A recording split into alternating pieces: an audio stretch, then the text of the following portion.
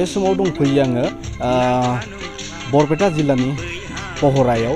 बिथाङानो जाबाय बिथांनि थागिबियानो जाबाय बाक्सा जिल्ला सावदुरपेटा लेस्रानि बिथाङानो जाबाय बिटिआर सरखारनिफ्राय नीलेश्वर ब्रह्म बान्थाखौ बिथाङा बिटिआर सरखारनिफ्राय बिथांनो बान्थाखौ फोसावनाय जाबाय। लोगोसे बे समाव आं बिथांजों बा बर'नि गागि मेथाइ सुजुगिरि आरो रोजाबगिरि रेडिअ' आर्टिस्ट रजनी स्वर्गियारिनो 2023नि जोहोलाव नीलेश्वर ब्रह्म बान्थाखौ बिथांनो बिटिआर सरकारा बिथांनो बान्थाखौ फोसावना होदों। बे समाव जोङो बिथां रजनी स्वर्गियारि बिथांनाव माखासे बिनि सोमोन्दै गाहायै बा बिथांनि सोमोन्दै बिथांनि माखासे जारिमिन बिथाङा माबायदिहाय बिनि बान्थाखौ मोननो हादों बिनि सोमोन्दै जोङो गुवारैनो जोङो मिथिनानै लागोन। बेनो जाबाय बर'नि गागि मेथाइ सुजुगिरि आरो रोजाबगिरि बिथाङा रेडिअ' आर्टिस्टबोमोन। बिथांनाव जों बिनि सोमोन्दै बे बान्थाखौ माबोरैहाय मोननो हादों बिथांनाव जोङो गिबियावनो मिथिना लागोन। गिबियावनो खुलुमनाय थाबाय। आदसा खुलुमबाय। नोंथांनि जे बान्था महरै फोसावदों बे समाव नोंथाङा मा फोरमायगोन? बान्था महरै फोरमायनायखौथ' आङो बुंनो थाङोब्ला एसे सोमोनांदों। मानो होनबा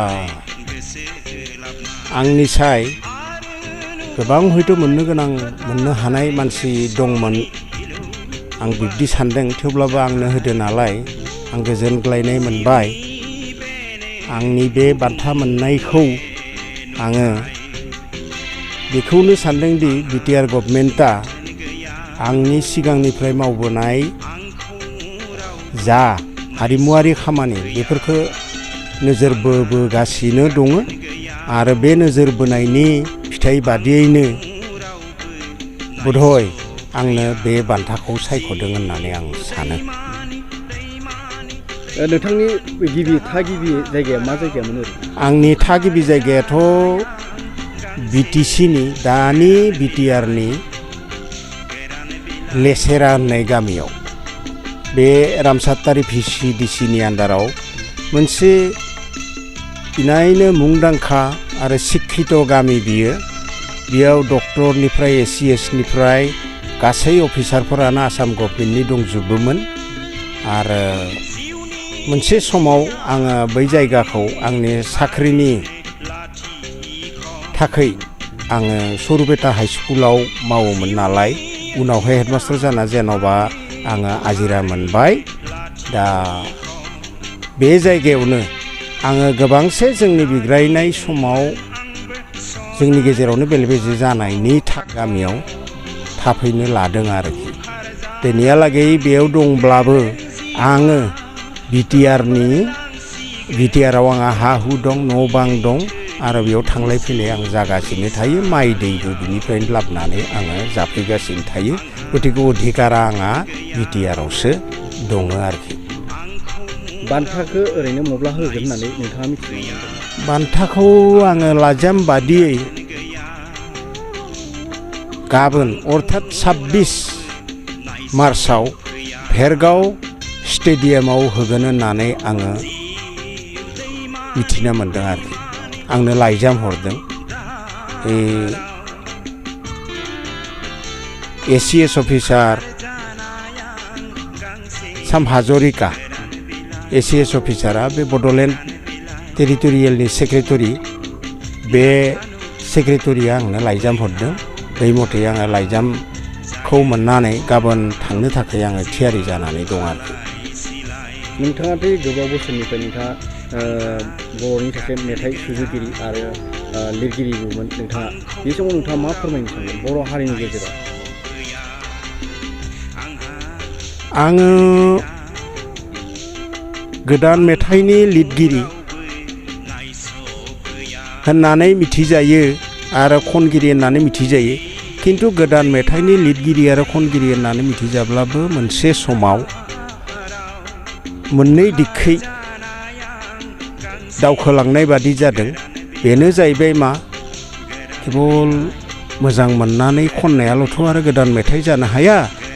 माहारिखौ फोजाखांनायनि थाखाय मेथाइ लिरनायाबो गोनांथार गुबुन गुबुन हारि माहारियाव बिब्दि माखासे नजिर दं जेनेकुवा ज्योति प्रसाद आगरवाला आरो बेनिफ्राय हौरै नजरुल इस्लाम मोननि बेफोरबादि माखासे मेथाइ दङ जों बेफोरखौबो एसे एसे जोङो फरायनानै मोनदों दा बिब्दियैनो जोंनि गेजेरावबो माहारि जांख्रिथायनायनि थाखाय सिन्था खालामनानै लिरनायनि खाबु दं एबा लिरनाया गोनांथि दं होननानै साननानै आङो गेजेर ससेयावनो बे आथिला आजिखालि आथिला होनना बुङो गोदान मेथाइखौ बे आथिला मेथाइ लिरनो थांनायाव आबुं बड'लेण्ड मोननायनि थाखाय जा जांख्रिथायारि मेथाइ लिरनो गोनां जादोंमोन आबुं बर' हादोर मोननायनि थाखाय बे आबुं बर'लेण्ड एबा बर' हादोर मोननायनि थाखाय जांख्रिथायारि मेथाइ लिरनायखौ आङो कन्टिनिउ खालामबोगासिनो थादों बेनि बोहैथिया दिनैहालागैबो दं आरो रायजोफोरजोंबो आङो बे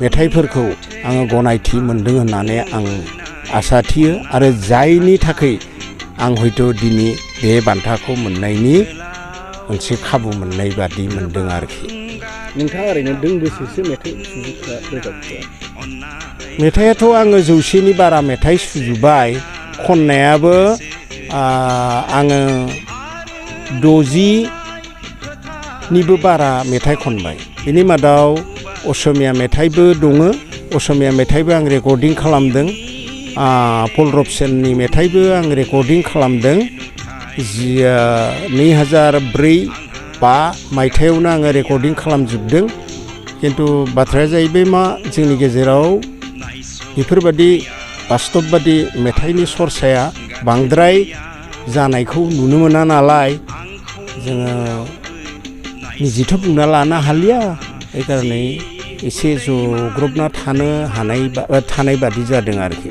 बे बान्थाखौ जुदि एसे सिगाङै मोनोमोनब्ला निस्सय जोंफोरबादि मानसिया एसे आरोबाव खामानि मावनायनि थुलुंगा मोनबावगौमोन होननानै आङो सानो बिटिआर सरकारनिफ्राय नोंथाङा माबायदिहाय मेसेज हरदों नोंथांनि बान्था मोननायाव बिटिआर सरकारनि फारसे आंनिफ्राय रोजा रोजा साबायखर हरदों बिथांमोना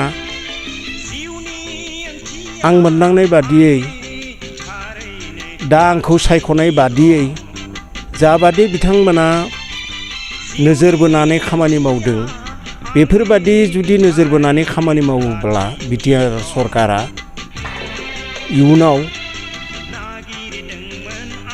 मोजां मोनसे लामा मोनबावगोन आरो रायजोजों गनायना लाजाबावगोन होननानै आं सानो बिथांमोनखौ आङो बोर होबाय आरो बोर सास्रिबाय आरो बिथांमोननि प्रति आङो मोजां मोनसे हामलायथि बावहरनाय जाबाय आरोखि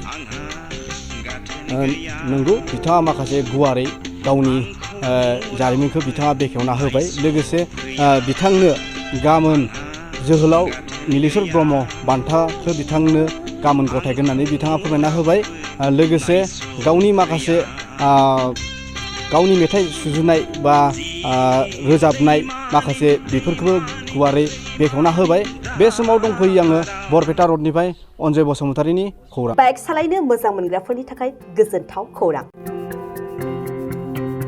मार्च दाननि 22-23 आरो 24 अक्ट' सानथामनि थाखाय दावहारु अट' एजेन्सिया नोंथांनो लाबोगासिनो मेगालन काम एक्सचेन्ज मेला बे मेगालन काम एक्सचेन्ज मेलाखौ क'क्राझार बड'लेण्ड गेस्ट हाउसनि साखाथियावनो खुंफुंगोन बे मेलायाव बारा नङा 14,999 रांसिमाव डाउन पेमेन्ट होनानै बाजाज कम्पानिनि गुबुन गुबुन बाइकफोरखौ लनाव लानो हागोन एक्सचेन्ज खालामग्राफोरनि थाखाय एक्सचेन्ज ब'नासबो थागोन बाइक सालायनायाव हमनो थाखाय बायगिरिया बेसेन लायालासे हेलमेटबो मोनगोन